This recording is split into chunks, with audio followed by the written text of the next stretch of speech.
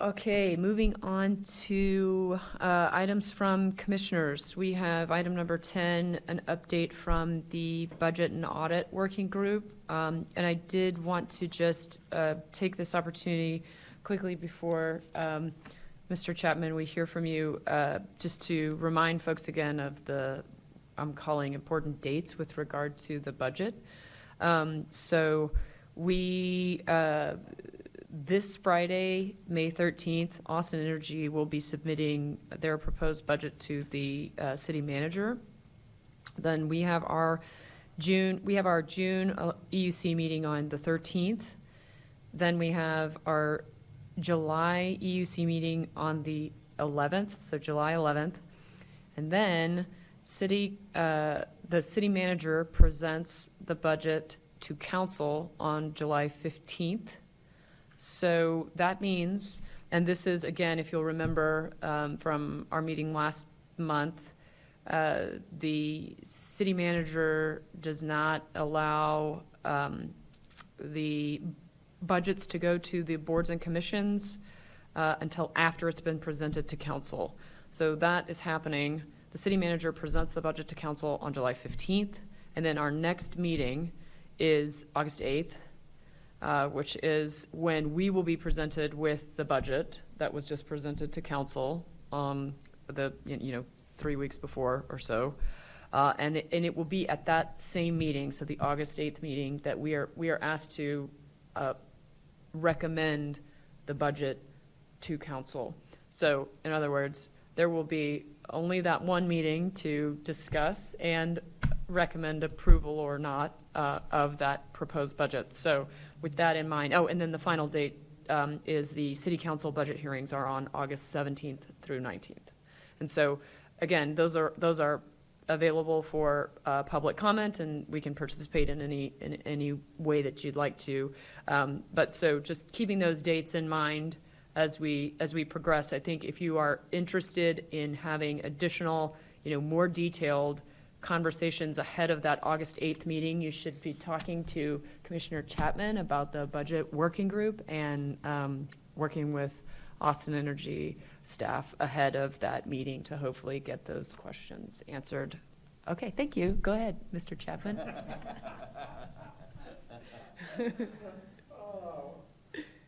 Excuse me. We covered a lot, and in our organization, what we deemed an organizational meeting, and all of which is I want to thank Commissioner Reed, Commissioner Trossel, and Commissioner Jonker, who were all went through the traffic and made it here for the meeting.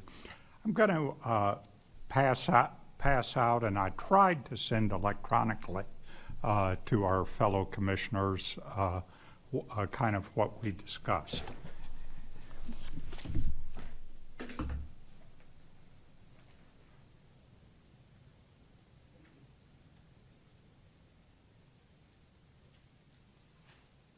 Is there a way that this can be displayed? Robin? 1 minute. I'm not quite sure I can get it up that quickly. I don't have it electronically. Let me see if there's something we can do.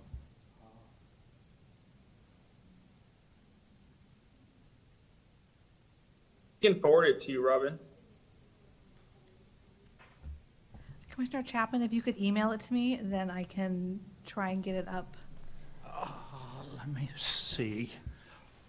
All of which is what I'm sending you as a draft. It's not what is close, but not completely what we sent out. Commissioner Chapman, I've got the email you I sent just out. sent it. Yes, Did if I you just could forward if it? you could do that. Okay, Yeah, I just sent it to Robin. okay. Okay. With that said, we first of all developed a purpose, and I asked my fellow commissioners to jump in at any time. And the purpose to review Austin Energy financial statements, including budgets, expenditures, audits, and to develop recommendations to the EUC and City Council. That being the purpose of the work group again, this was an organizational meeting. Secondly, meeting schedule. The work group will establish meeting times in conjunction with scheduled meetings of the Electric Utility Commission. Thank you, Commissioner Hopkins, of reminding all of us of the budget process. And all of which is we're going to be very busy. Any questions on those two items? Third is we made two recommendations in two areas of study. The first recommendation deals with getting a cross-section of residential customer input. There are meetings with respect to any increase in rates.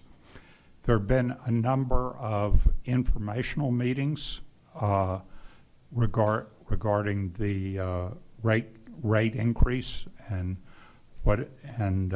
as well as related matters pertaining to that.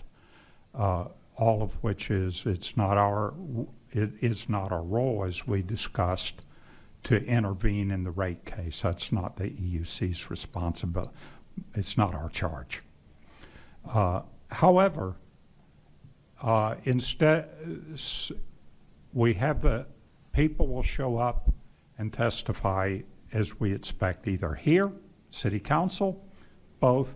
We don't have a cross-section of consumers telling us what the priorities are. In the past, when deregulation was done in every service area across the state in investor-owned utilities, there was a process called a deliberative poll. Customers were a cross-section, were asked questions, and I'm kind of guessing the questions would be relate, for example, customer service fee, questions regarding environment, questions regarding responsibility to pay for low-income programs. What came out of that was an eye-opener for the utility executives like Houston Light and Power, as they watched the process. That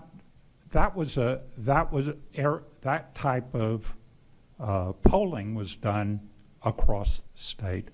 So the first recommendation that we bring is simply, instead of just who shows up at a particular city council meeting or EUC meeting, and is to get a cross-section of that Austin Energy work, well, I'll read it.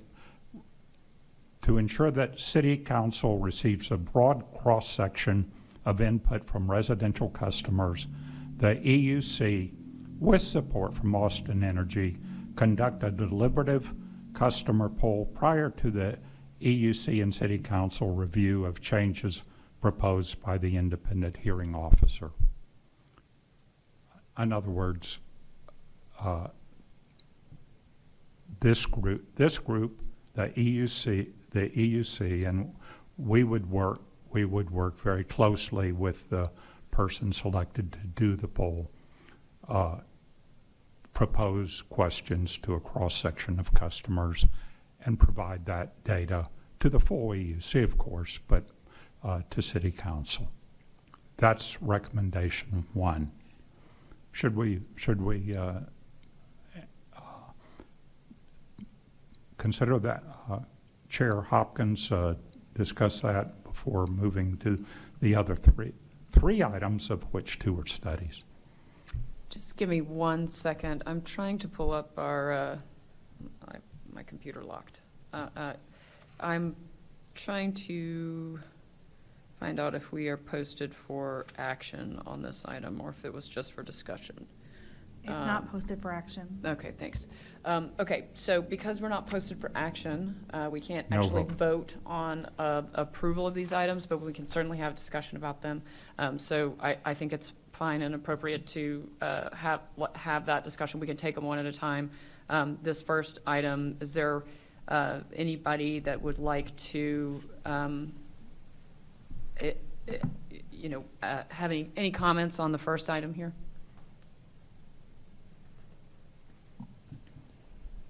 I personally like the idea.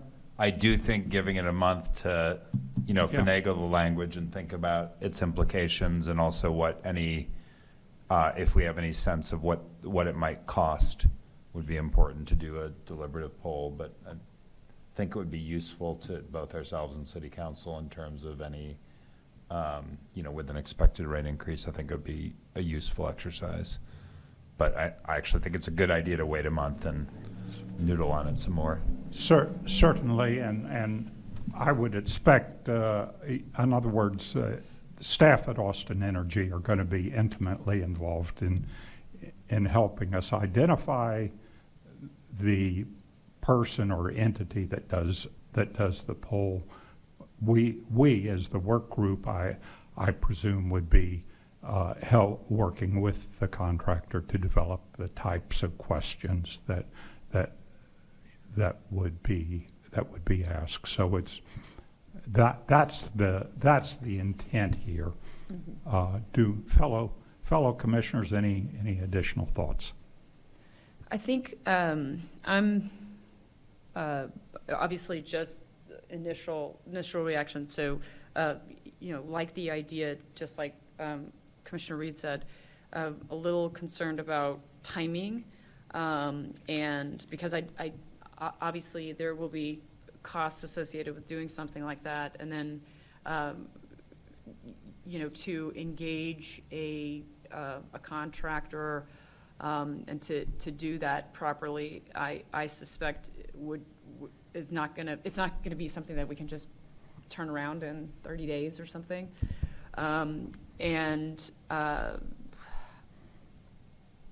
so I think given the timing of the rate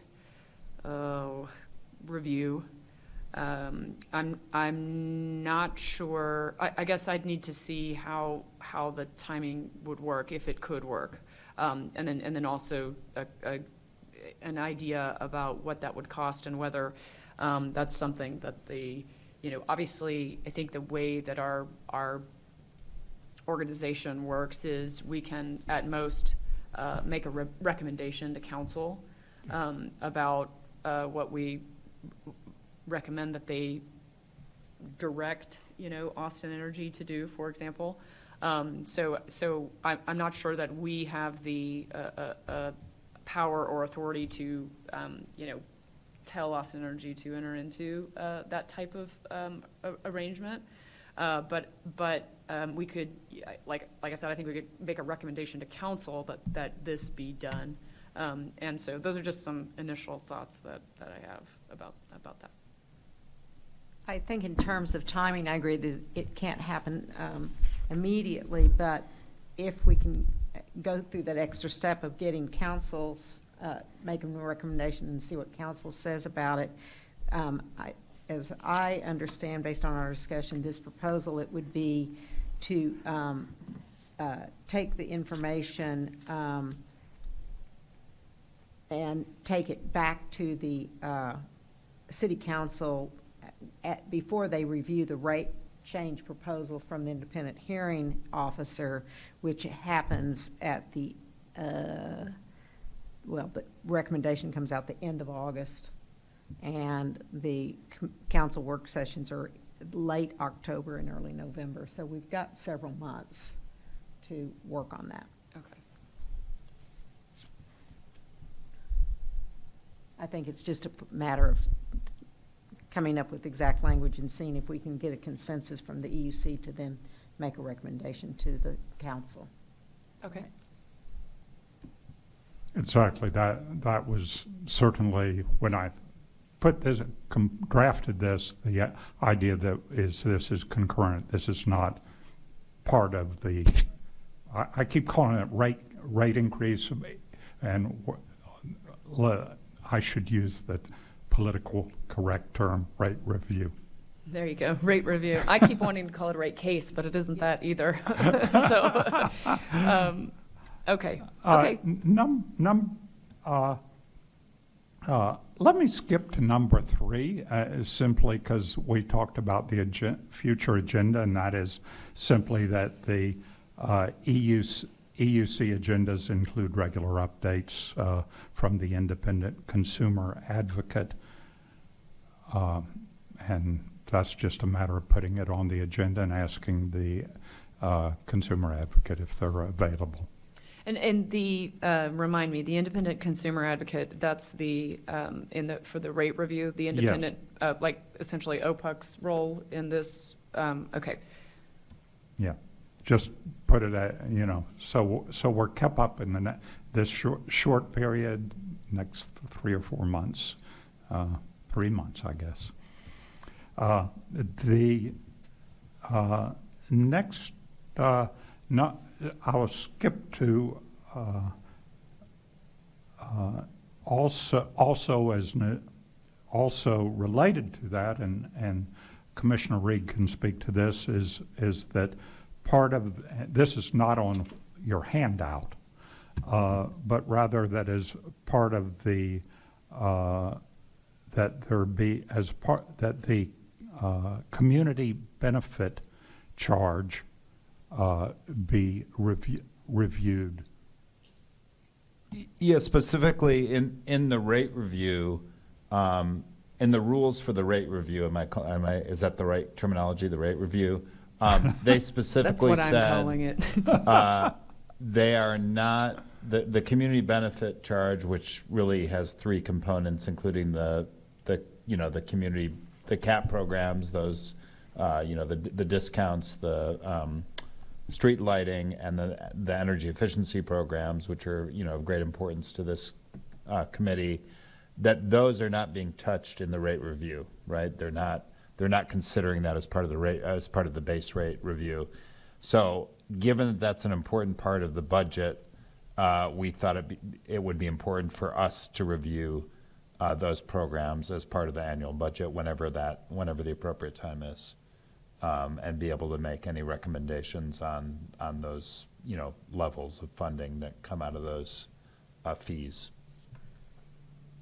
I don't know if that made sense to you, but in other words, those are not part of the rate review. We're specifically told we're not looking at that because I think they're not making changes, but we, in looking at the budget, should look at that in terms of, how much are they going to spend on discount programs and the energy efficiency and the street lighting.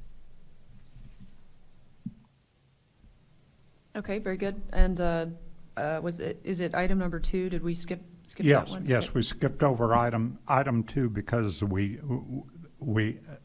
all of which is we fine-tuned item 2, and all of which is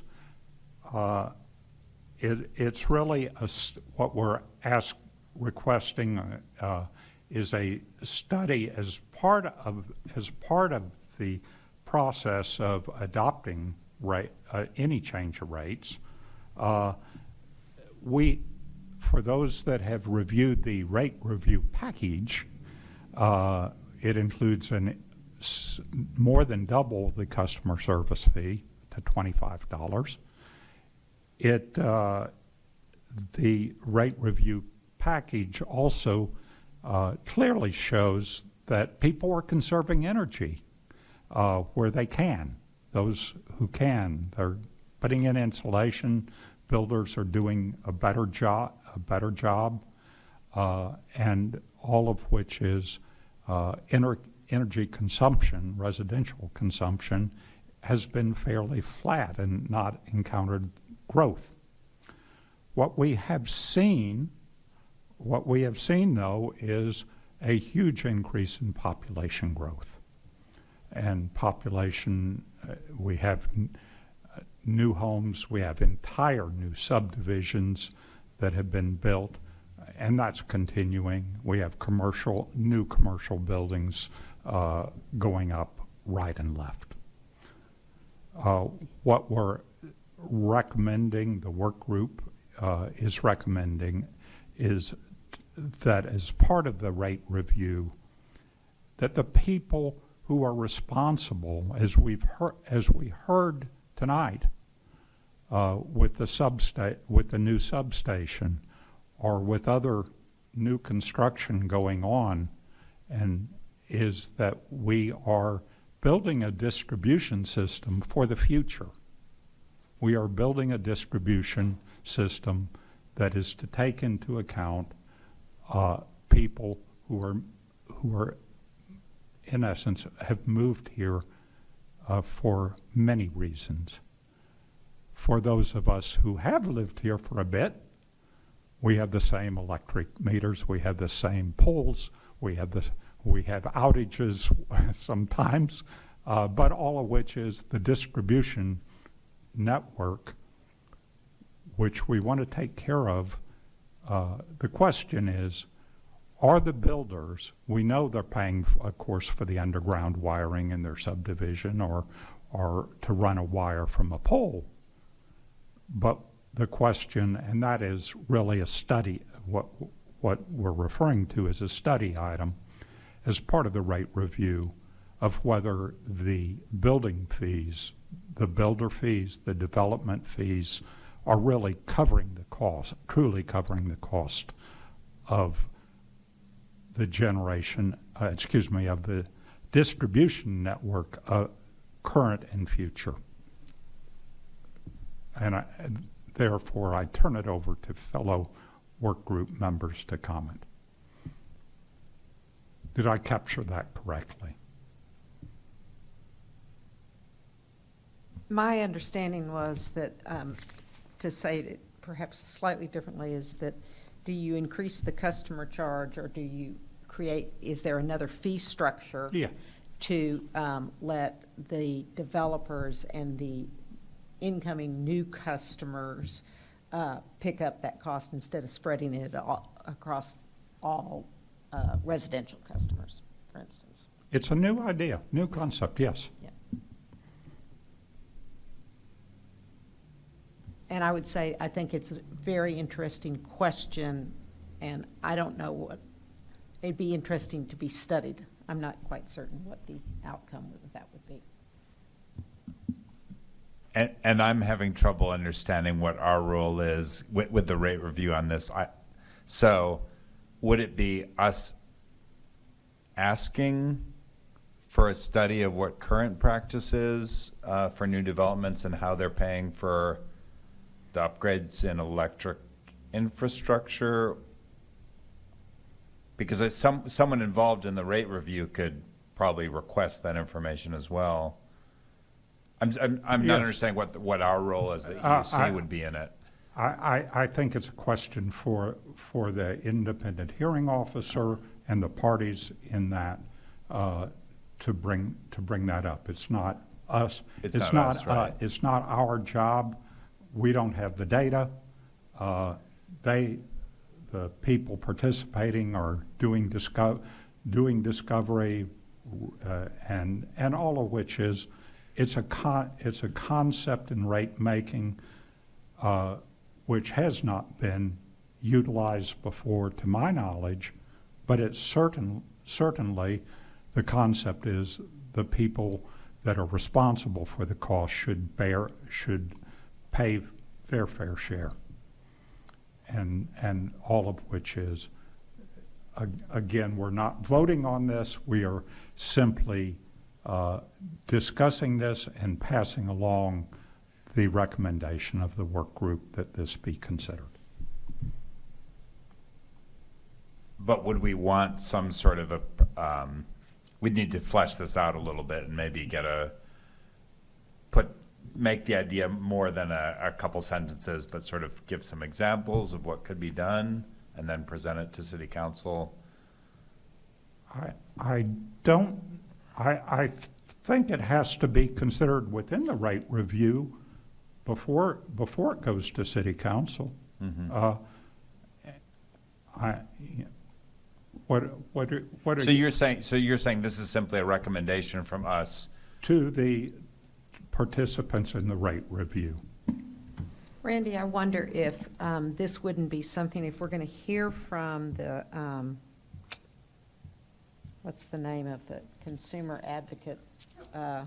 If this wouldn't be something that we would want to suggest that we think they might explore, and then they could have Clarence look at it. I mean, That would seem appropriate, yes. and I'm not clear on what our role is in this process of, do we get to make suggestions to the cities? The city retains the consumer advocate and the consultant, Clarence Johnson. Do we have a role to suggest this is something we'd like to explore? I mean, I'm certain they'll be exploring cost allocation and rate design, and just that this is something we think might be of interest, or does that exceed our authority? Yeah, I think that these are all really good questions, and probably we're going to have to get some guidance from Robin and others on what the scope of our I don't know what our bylaws say. Because I don't think that we as a body do not have a role in the rate review. And I think that would include recommendations to any particular stakeholder, so including the independent consumer advocate. And so that's not to say that each of us individually couldn't go and talk to the independent consumer advocate and express the desire to, have them, ask, like you're saying, discovery or whatever the equivalent of that is in this process to, have they looked at that? What are the impacts? But I don't think that it is our role to make a recommendation of that kind to any stakeholder, including the residential, consumer advocate.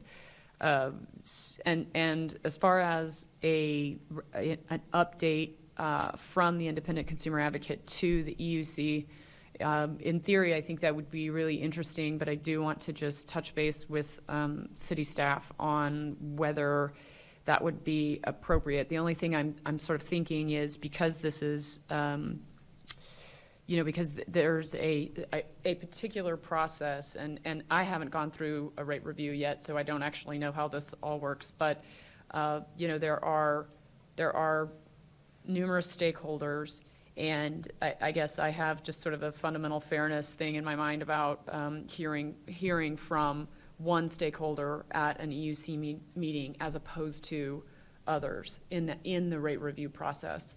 And I don't know, how we could really accommodate that. And so those are just some thoughts, and I would want to talk with city staff about whether we can figure something out like that, if that makes sense.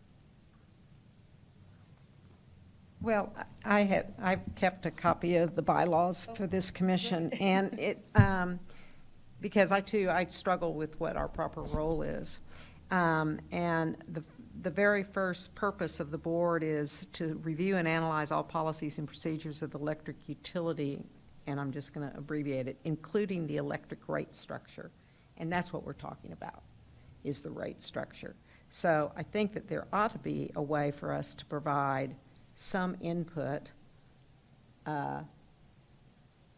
into what is going to be developed and considered by the independent hearing examiner, just under that very first purpose and duties of this commission. Thank you very much. That's very helpful. And yeah, I agree that fair enough. So, okay, well, I think we have lots of good discussion. items and things that we need to take back and think about and figure out how to put into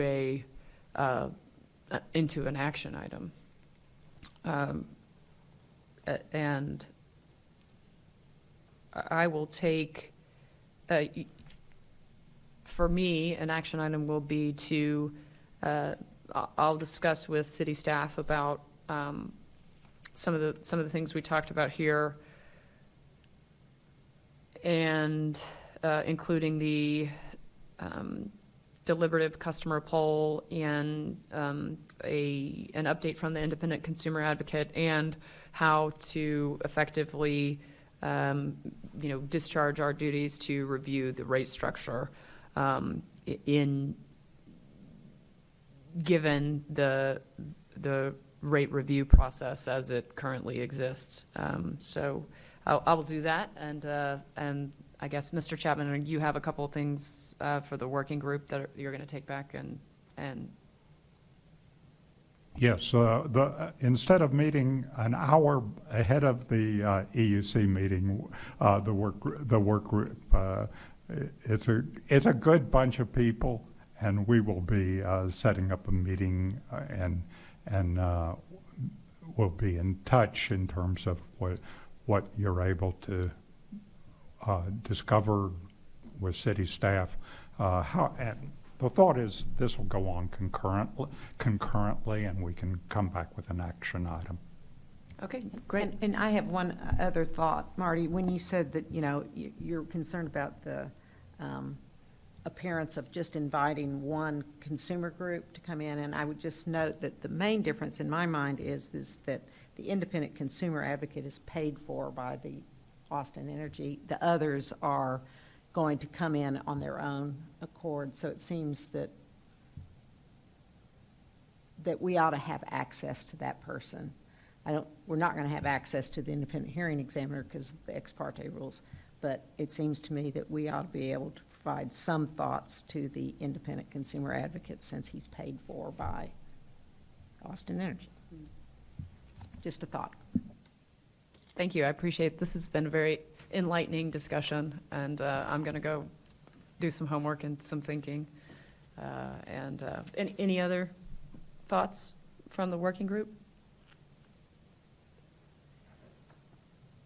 That concludes our report. Okay, great. Thank you so much. All right.